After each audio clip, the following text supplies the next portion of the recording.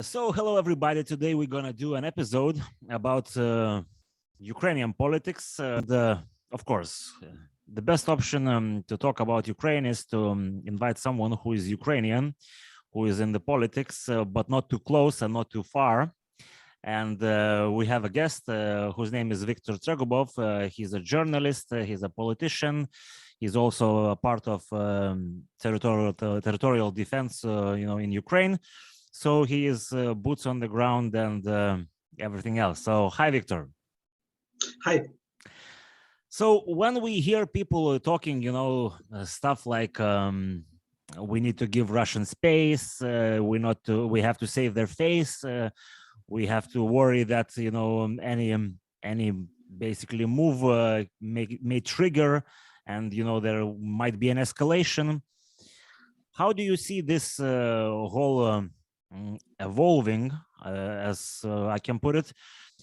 Where can we start this episode so the listeners who are further from Ukraine would start understanding what kind of beast is Russia and what are we dealing here in the region with? Well, the common thing about Russia that every person in the West, not maybe every, but almost every person in the West gets aired on. It's the preposition that Russia can be healed, that Russia for now is a dictatorship. Of course, we see that it's an authoritarian, if not totalitarian regime, but that's some kind of just, it's a local problem, or just Putin's problem, that just because they chose a bad guy to lead them. Well, that's not the case, and that's the problem. Russia can be healed from dictatorship because Russia is dictatorship. If you analyze the Russian history, all the Russian history, well, half a millennia of Russian history, you'll see that Putin isn't some kind of exception there. It's just a normal Russian ruler. Russian Tsars, Russian emperors, and leader of Soviet Union based in Moscow, who actually were pretty much the same as Putin. So there is not like in Germany when they got Hitler appointed and so on. That was some kind of, yes, the historical exception for Germany, because Germans were more or less civilized people, and then they just goes wild. But for Russia, that isn't so, because they goes wild in the 16th century, and still they are. That's not something they should be cured of, because you cannot cure somebody from the basis of his national identity. But Viktor, I want to stop you here. Someone like who is looking, to this political scene of the last 30 years. Could argue that, look, like 20 years, Russia was not threatening Ukraine. There was, peace and mutual understanding, and the Slavic brothers were doing business, and something changed. Can you clarify this myth? That's just not true. But okay, from the beginning of our independence and from the fall of Soviet Union. When Soviet Union fell apart, Russia has some period of turbulence, maybe 5 or 4 years. In this period of turbulence, some Russians really tried to be some kind of decent democratic country, but that just not worked. There were some Russians who tried to modernize their country to make it more European looking, but that all died in the middle of 90 years. And after that, there was first war in Chechnya, second war in Chechnya, and after that, there was a reckoning that was Putin reign, and Putin came actually as I'd say, how should I put it, some kind of messiah to restore what should be restored for Russians, their imperial ambitions. In Russia, there are saying like terrible 90s, because this period, 90s, the only period when they actually tried democracy, for them is some kind of traumatized experience, because they actually cannot rule out their economics, they cannot rule out their society, so they just threw it away and told, okay, democracy is not for us. We But should Victor, I want to stop you again, because since I'm from Lithuania, the 90s was like a wild west in Lithuania. We had, all sorts of mafia gangs, and stuff like that. Basically corruption, and it only started changing like after the first 10 years. So I mean, by the late 1998, 99, something like that, or even later in the 21st century, the beginning. So maybe, yeah, I mean, it's normal. The 90s were probably in the all post-Soviet countries quite a turbulent time, but some of the countries have managed to deal with this, and in Russia, Putin came. Okay, but of course they were. But as you said, the situation became different in different countries. In Russia, they not only had problems with economy is bad, like mafia and so on, but they also got a real shock because they perceived themselves a great nation. They were raised on, I'd say, narratives of military glory, of expansion, of Russian exclusivity in the world. And in 90s, they felt that's not really true, and they tried everything to fix that. That was some kind of Weimar syndrome for Russia. The problem wasn't that they lost, I don't know, rule of law. They have no rule of law in Russia, but they lost their imperial ambitions. And that was the most shocking. That wasn't in Lithuania. That wasn't in Ukraine. That wasn't in, I don't know, even in Kazakhstan, but in Russia, the biggest problem was not the low level of life or big criminal syndicates, but the feeling that we are not so significant as we want to be. In every country, you always want to be proud of your country. That's normal. But you can be proud by different things. You can have a greatest basketball players in the world, or you can have a greatest artist in the world, or you can have something else. I don't know, the greatest economy in the world. If you are raised in this society, you became to think that, well, the greatest country is the country that have a greatest basketball. Russians were raised in country when you have nothing to be proud except from your military might and number of your nuclear rockets. So they, because that became some kind of their national values. Expansion, size, aggression became their national values. Of course, we live poorly. Oh yeah, we have mafia, yeah, we have no rights, but we are the great country with maximum number of nuclear weapons and the biggest country in the world. So if you want to make Russians proud, you should expand Russia to make it even bigger and, treating other countries to make the population think they are significant. Of course, they live bad, but their country is significant. That's exactly what Victor, I want to stop you here for a second. We absolutely know what shithole is Russia, especially outside a few big cities. But there is one more thing which might look, for the Western, or US citizen quite strange. Putin came into power, in the just before the millennium has changed, and basically the aggression towards Ukraine started after 13 years, 14 years, something like that. Why hasn't it started earlier? If because we know the narrative that the Russia can be great only if it has Ukraine, as in the old Soviet times. so what happened here? It actually did started before. You just don't know. The first major conflict between Russia and Ukraine, the first territorial conflict between Russia and Ukraine, when it almost started shooting. Was first of all in the year 1995.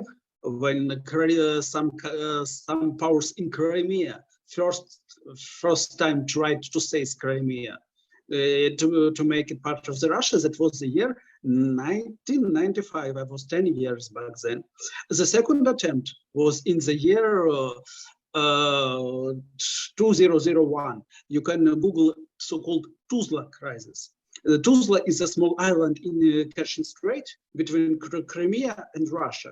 And the Russians actually tried to take this island by force.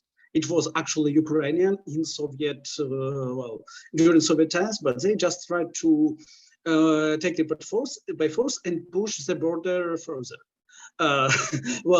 Kuchma, today's president, president of that time, Ukrainian president of that time, actually fixed that with diplomacy, but that was actually the incident when actually Ukrainians and Russians stood against themselves with guns loaded. That was first time, and that was only first year of Putin in power. And in the year 2004, when the first Maidan, so-called Orange Revolution, actually came, from Russian side, it was a big special operation. They tried to do everything to stop Yushchenko and to make Yanukovych Ukrainian president. They failed, and that was maybe the time when Putin first time got infuriated about Ukraine and make Ukraine his major goal. I want to stop. I want to stop you for a second. So that's the time where when the president was basically poisoned and his face changed, if I remember correctly. Candidate to presidency for that time. Candidate. President. Yeah, he was poisoned. Yes, and his face got disfigured. That's true. So we cannot say that this problem will arise only some months ago or even some years ago. No, that's simply Russia tried covert operation firstly, and only after that Russia tried a direct military aggression. Yes, but covert operations was actually started in the year 2004, and diplomatic activity and diplomatic aggression and first aggression against Ukraine's sovereignty was on the first year of Putin's reign in the year 2001. Well, I'm pretty sure that majority of listeners who are not from the post-Soviet bloc had a brief history, lesson, which quite a lot of information is new. So if we fast forward to Euromaidan, what was the different, what different aspects took, place there?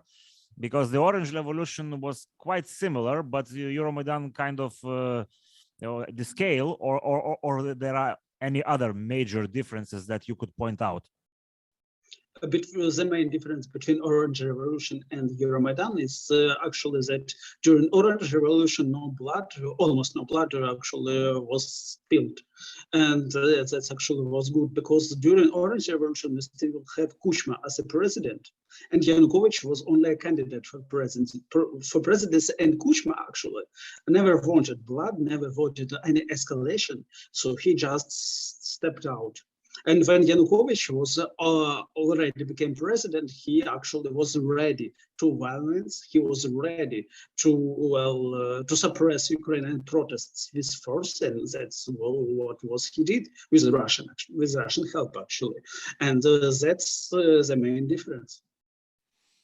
Mm-hmm. So we can basically say that Viktor Yanukovych was the most pro-Russian president, which was totally controlled by Kremlin. Yes, but I'd say not precisely voluntarily. Viktor Yanukovych was a suck. He was actually a little bit mafiosi in during his reign, and he wanted to view Ukraine as his own. I don't know how to put it. His own land, his own, like in the film, the old Western films, there was a saying, banks in Texas should be robbed by Texans. And so he wanted to rob Ukraine, basically. Actually, yes, but he was so good in doing that our money money in Ukrainian budget actually fell too quickly, and he just was forced to go to Russia for help, and he just actually tried to trade Ukrainian economic sovereignty and Ukrainian geopolitical sovereignty for his own, I'd say, for his own living. Not that he actually wanted, but he just counted his money and yeah, okay, I should. I see. So we are now at the moment where, you know, most of the people around the world know that, you know, in 2014 there was an annexation. So can you take us through that? How this started? Was there some kind of indications that, you know, maybe Ukraine should hand this peacefully, or it was out of the blue? How did this evolve? Well, imagine the end of February 2014. We just won. Basically, Yanukovych fled from the country, and the new power, actually, there was temporary government, and they just tried to organize a new election and some kind of new transitory authorities. And actually doing that, and actually even a day before, several days before, Russia started, first of all, covert and then direct invasion in Crimea. The problem was that many authorities in Ukraine, local authorities, actually didn't know what to do. They couldn't know because formally Yanukovych is still a president. But in Kiev, there are new authorities whom to listen, what to do. And there are Russians with their guns.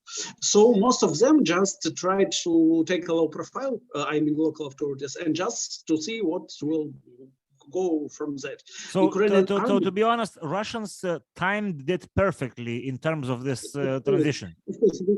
Truth to be told, it's simple. We have disturbed chain of command. Even in military and even in our special services, actually our chain of command was temporarily beheaded. And they actually don't know what to do, whom to listen. And you should understand that Russia, even in the beginning of Yanukovych's reign, Russians forced him to appoint as a defense minister, actually a citizen of Russian Federation, Mr. Lebedev. And after his work, Ukrainian armed forces was in such a disarray that Ukraine have maybe several thousand of combat-ready troops, just several thousand for Ukraine with more than 40 million of population. But what happened to in terms of army? Was it dismantled during the first 20 years, or this is just, you know, because of the command chain that was distorted? We actually were not going into war during that time. So we actually, our strategy prior to that was that we need small but professional army. That Russia isn't actually our enemy who will attack us directly because we live in a modern world. How could that possibly be? So yes, we actually neglected our army for long. But when Lebedev became a Minister of Defense, this neglection was speeding up for 4 years. And during these 4 years, our army, it wasn't actually disbanded. It wasn't just combat ready. No ammunition, no fuel, no competent commanders, no competent chains of supplies, blah blah blah blah blah blah. So it's on paper we have a good army. We had a good army for that time, but in reality our army was just more like a paper tiger. And we actually in the year 2014 we have to create our army from the scratch, not even from the scratch, but I'd say from the bottom of the pit.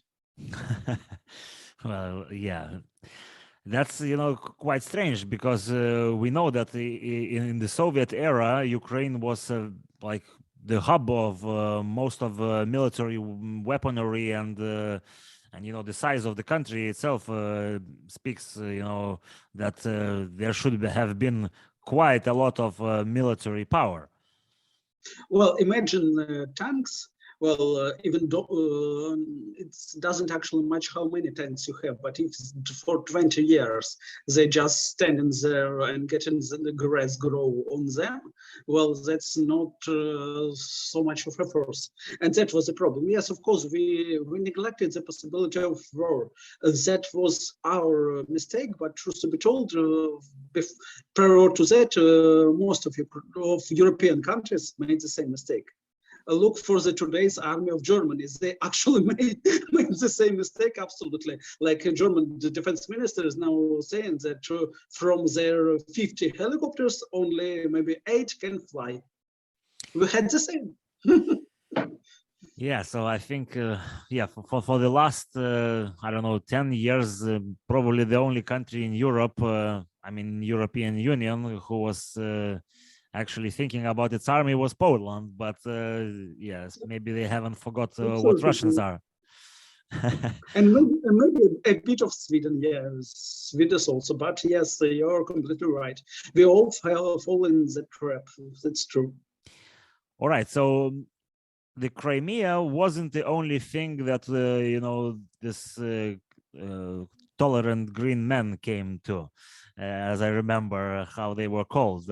So how did the Luhansk and Donbas regions, you know, war in those regions started? Was it part of the same operation, or after the successful, you know, Crimea annexation, the appetite grew? What was the case there? Well, during Crimean crisis, West made a mistake. Some people in Ukraine afterwards actually tried to make some, well, more or less aggressive action, defensive action, to throw Russians from Crimea. But well, our friends, our colleagues from West told, no, you shouldn't. You shouldn't. We'll solve it diplomatically. No shooting. Russia is in declared power. We don't want any precedents. So just stand off. We'll solve that. And we actually stand, and as you see, no one solved that. So Russian became more and more, I'd say, hungry. Well, they get Crimea, why not try to get all the eastern Ukraine and southern Ukraine? Why not? Even in Crimea, it was smoothly. So it was continuation of that operation. They've sent a group of mercenaries headed with GRU officer Igor Girkin, also known as Igor Strelkov, into Slavyansk and Kramatorsk. That's more or less the same agglomeration in Donbas. And they just started they just captured the city and killed some of Ukrainian, first of all, civilians, and then servants of Ukrainian special operation, not special operation, but security service, Служба Ukraine. And after that, well, Ukraine began an anti-terrorist operation.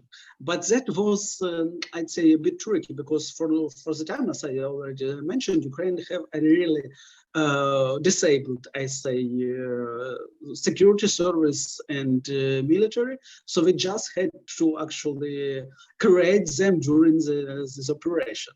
And from other side, when Russians saw that we actually have to take a fight and that we are not so bad in that, they began to more and more send more weapons, and then troops, well, covered troops like volunteers on the front line.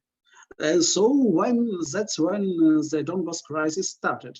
And during the Ilovaisk tragedy, Ilovaisk incident, the Russians saw that Ukraine is almost, is really close to actually releasing the old Donbas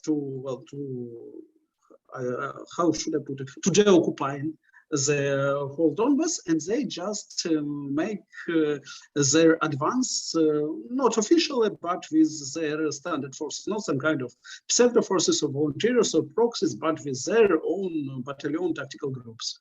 And then after that, after Ilovaisk and later after the Debaltseve crisis, there was more or less stalemate. Ukrainian forces from one side, Russian proxies and not proxies, but also Russian forces from other side. And that was a situation for maybe for 8 years, yeah. But just because after that 8 years, Russians well, delusioned themselves, and they really believed that Ukrainian army is weak now, and that they, if they will attack with full force, they just will take all the Ukraine before West could even react. Yeah, so, In several before we get to the present moment, I want to ask you about another thing, which is quite well known. Well, maybe only the name is known, but I guess you're gonna clear the dust and the clouds here as well.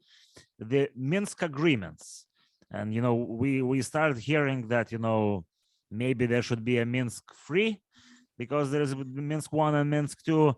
So can you take us through how was this Minsk agreement, how it came in place, and basically, like in short, what were the conditions?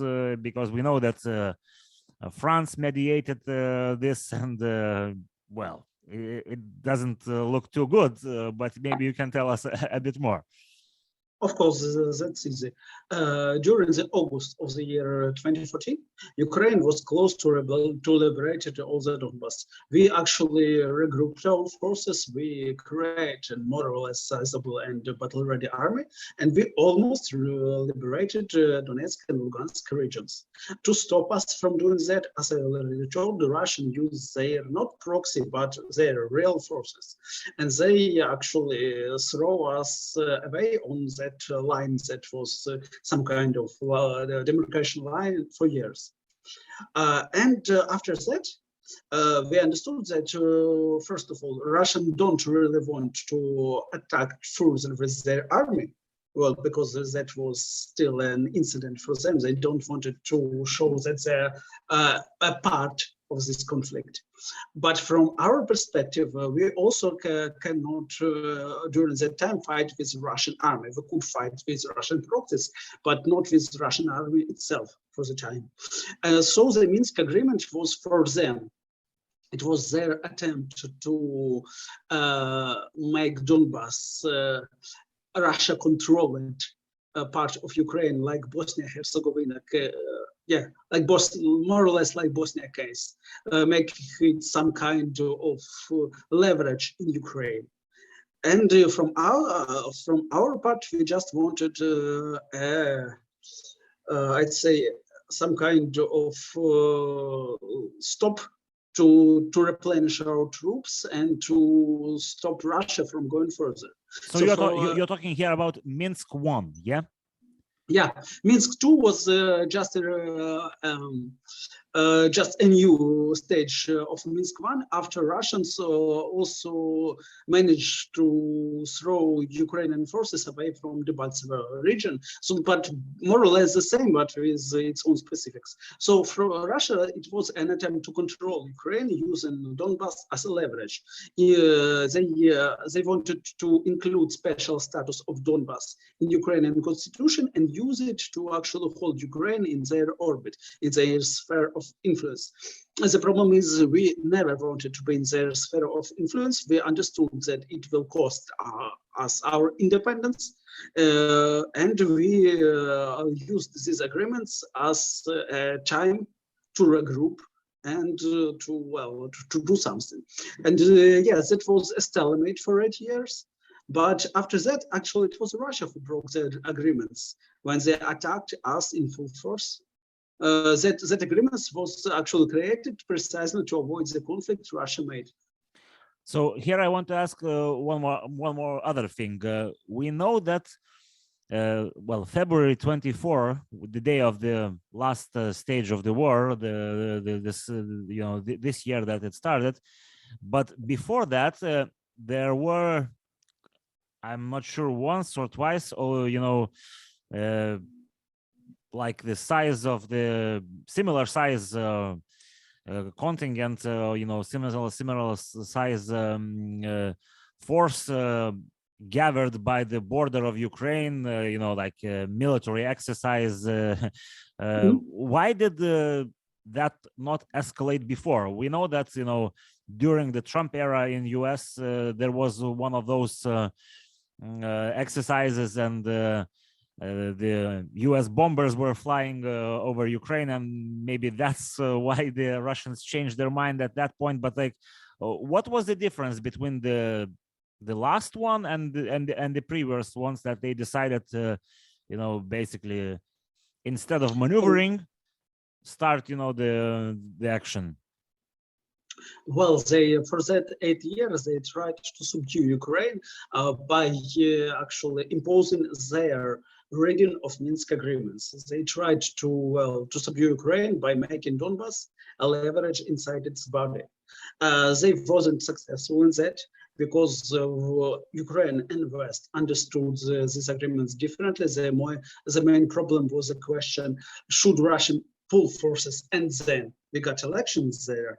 Or from Russian perspective, it had to be elections there, and after these elections, they would put forces. Of course, we couldn't agree with that, and that was a problem. We tried to negotiate for 8 years.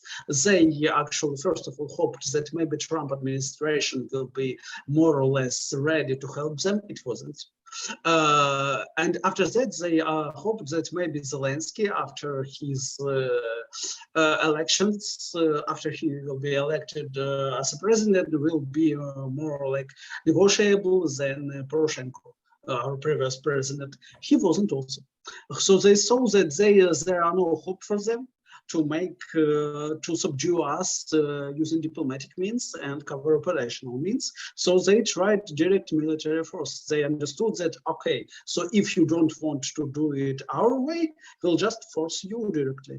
And they actually thought that they will be successful in that because they always overestimated their influence in Ukraine and of Ukrainians for Kremlin, and they also underestimated Ukrainians as a nation and Ukrainian army also. And for that time, we also built a sizable army, as you can see, sizable. And well, I think this part everybody sees, well, except maybe the ones. I'm still quite surprised because there are quite a lot of people who are not living in Russia. They are living in the, well, more or less free world, depending on the country. But anyway, it's not some kind of hygiene in terms of media. You can watch different channels, but even in Lithuania and, in probably in all the European countries, we saw some kind of protests, some kind of, pro-Russian activity. And that is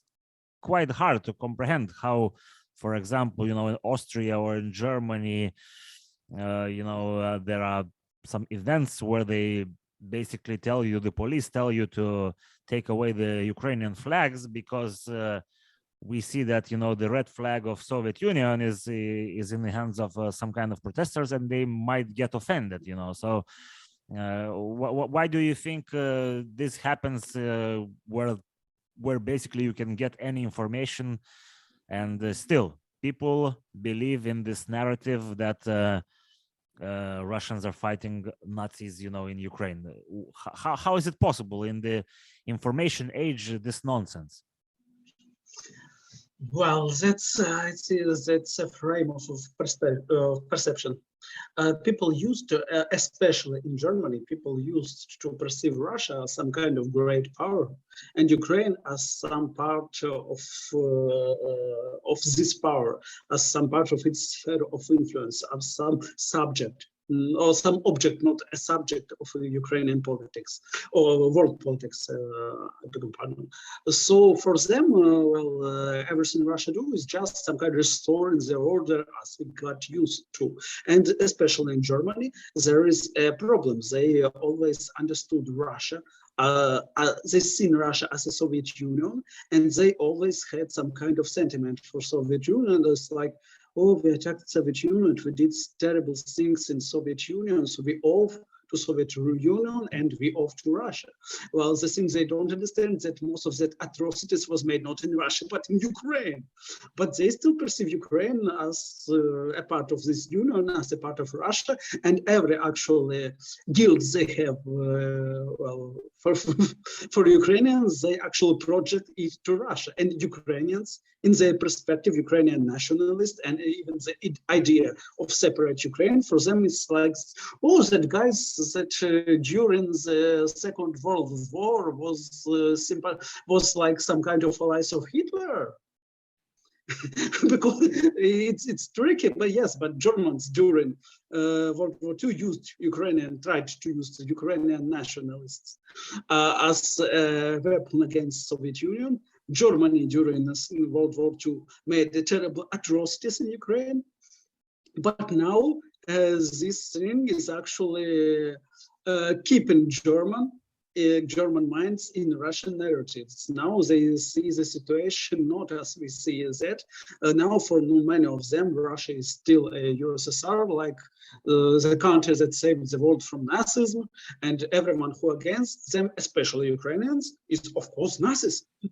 But you know, it's quite strange because we don't hear, let's say, in Europe talking, you know, European politicians talking that the last elections, you know, in Ukraine were not democratic. So basically, they acknowledge that there is a democratic, you know, system, that people have voted, they have expressed their will, and they don't want to be, you know, with Russia. They want to be an independent country and, you know, join the European and, you know, and NATO. And basically, how is this fuck up in the head is explainable? I suppose that Germany is still living in this kind of great powers nonsense. Like there are great powers, and of course their smaller neighbors should be part of their sphere of influence. That's normal. Well, like German Minister of Finance, when talking with Ukrainian ambassador in Germany during the day of the war started, he told, "Why should we help you guys? You'll stand for maybe 2 or 3 days. If we want to help you, we couldn't do anything. Just relax. It's already over." That's actually the problem in his own thinking. He couldn't even imagine Ukraine will stand against. Like, it's small country, it's small power, and he's Russia, it's great power. No small power can stand against great power.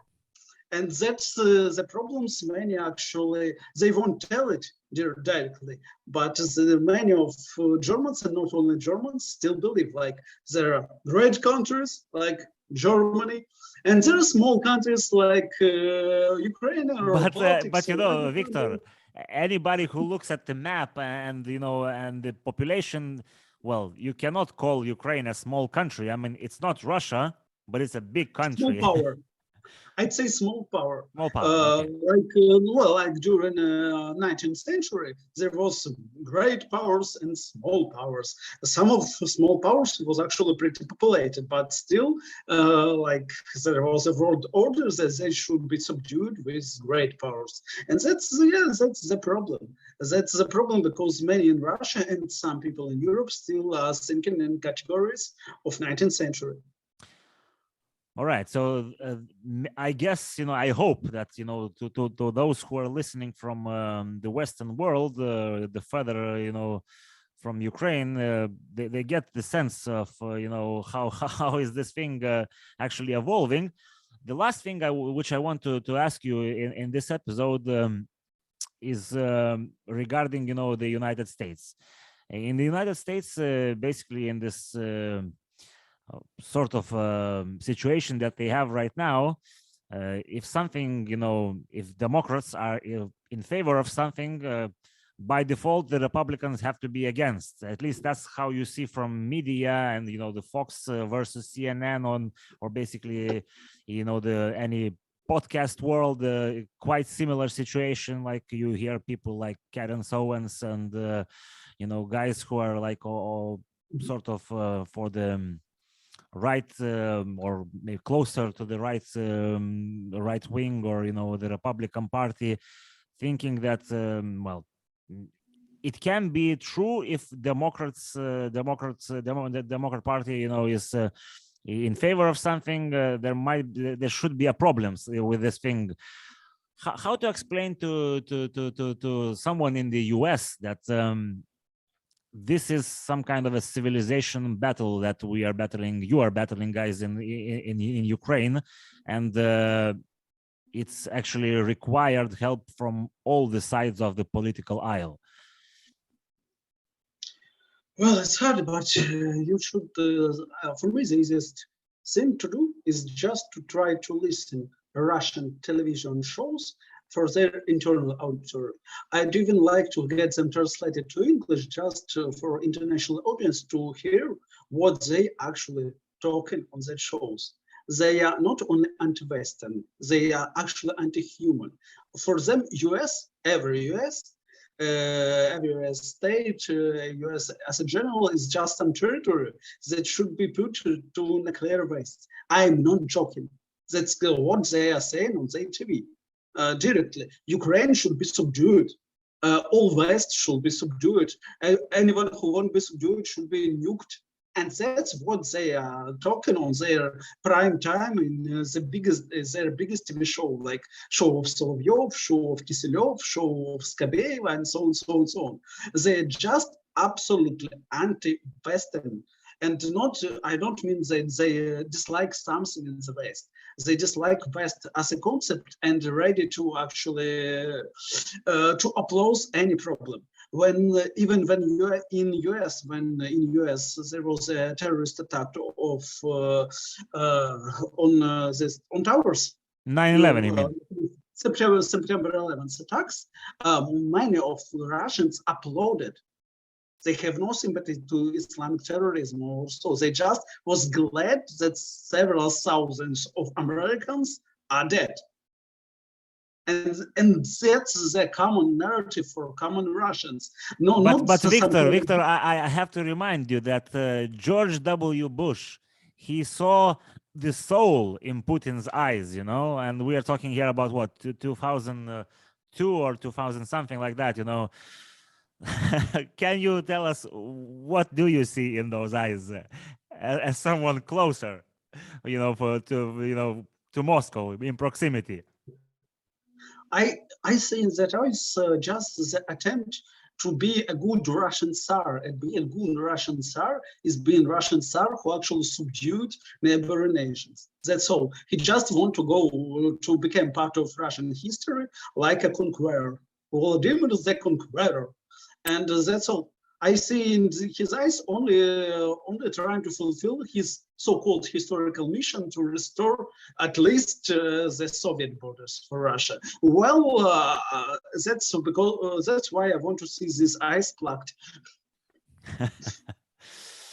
All right, Victor. So I guess, since it's the first episode that I want to start, this sub-channel in English, basically to talk about the problems of the Eastern and Central Europe, and maybe we kind of analyze them and dissect them for the people who are further away, especially on the other side of Atlantic. So I guess your historical lesson about Ukraine and Russia and its ambitions is quite a good a good one. So thank you as usual, for taking time later in the evenings, Ukrainian time, for these video calls. Anybody who got interested, we have eight episodes with Viktor Tregubov, so you can see the links in the description. And basically, we started talking in the 2001 January about the potential war in Ukraine. And most of the, well, not most, but quite a lot of listeners of the podcast told that, it's nonsense. Russia is never going to go to war. And fast forward to right now, we see that Viktor's perspective of what's happening was very close to what happened. So, Viktor, as usual, thank you so much. Thank you. And thanks everybody who is watching. And I hope you're going to return for the next episode.